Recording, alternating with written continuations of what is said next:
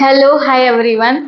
आज का हमारा टॉपिक है कंज्यूमर प्रोटेक्शन एक्ट 2019। इस सीरीज में हम कुछ इम्पोर्टेंट टॉपिक्स के कुछ इम्पोर्टेंट पॉइंट्स रीड करने वाले हैं। तो आज हम कंज्यूमर प्रोटेक्शन एक्ट के मोस्ट इम्पोर्टेंट चीज़ें देखेंगे। So let's start. Consumer protection act 2019 notified कब हुआ था? 9 अगस्त 2019 को। इसको याद रखने के लिए 9 और 9 ऐसे याद रख सकते हैं और इसको लागू किया गया था संपूर्ण भारत पर, जम्मू कश्मीर को छोड़कर 20 जुलाई 2020 को। 20 ऐसे हम इसको याद रख सकते हैं। तो कंज्यूमर प्रोटेक्शन एक्ट की ये इम्पोर्टेंट डेट्स है।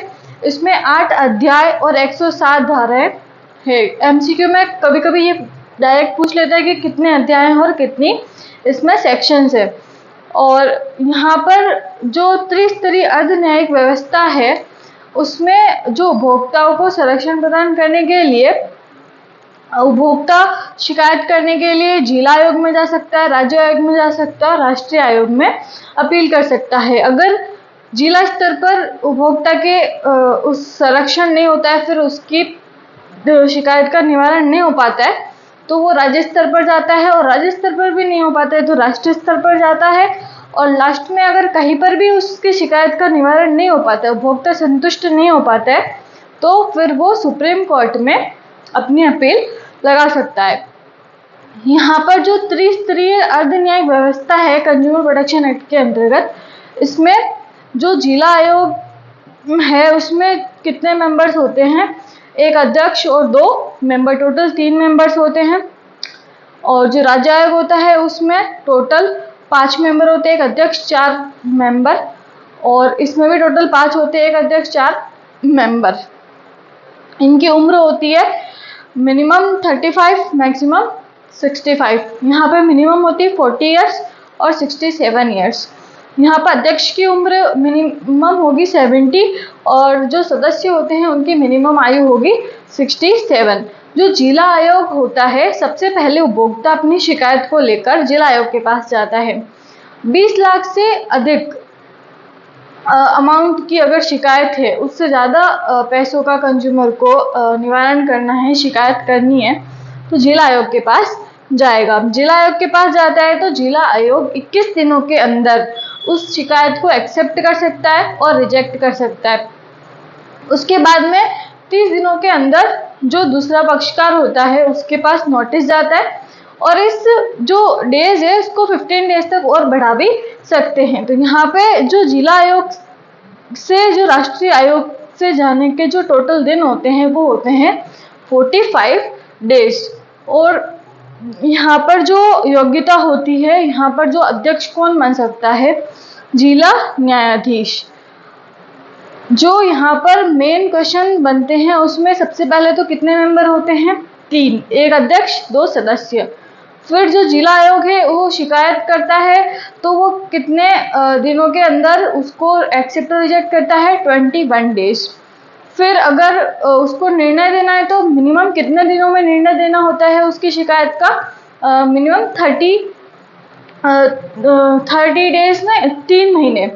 और फिर बाद में अगर उन 3 महीनों में अगर उस ऐसी चीज़ की शिकायत की गई है जिसमें प्रयोगशाला की भी आवश्यकता है, तो प्रयोगशाला में अगर उसका जांच परीक्षण होता है तो उसको 5 महीने में निर्णय देना होता है, अदरवाइज 3 मंथ्स। और अगर प्रयोगशाला में उसका जांच परीक्षण करना होता है, ऐसी वस्तु या ऐसी सेवा का शिकायत किया गया है जिसमें जांच परीक्षण की भी आवश्यकता है, तो समुचित प्रयोगशाला में उसका परीक्षण होता है और 5 महीने के अंदर जिला आयोग को उसका निवारण करना होता है और निर्णय देना होता है।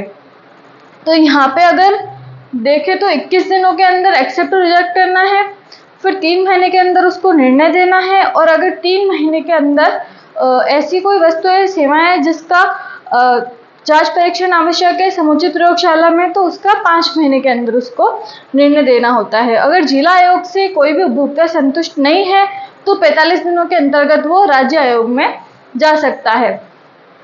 वहाँ पे राज्य आयोग में 5 सदस्य होंगे टोटल, और जो शिकायत की अमाउंट होगी वो 1 करोड़ से लेके 10 करोड़ तक। ये मोस्ट इम्पोर्टेंट है कि 1 करोड़ तक जिला आयोग में, 1 करोड़ से 10 करोड़ तक राज्य आयोग में 10 करोड़ से ज़्यादा के मामले होंगे राष्ट्रीय आयोग में। इसमें जो योग्यता होती है वो उच्च न्यायालय का न्यायाधीश और उसके समान योग्यता रखने वाला व्यक्ति।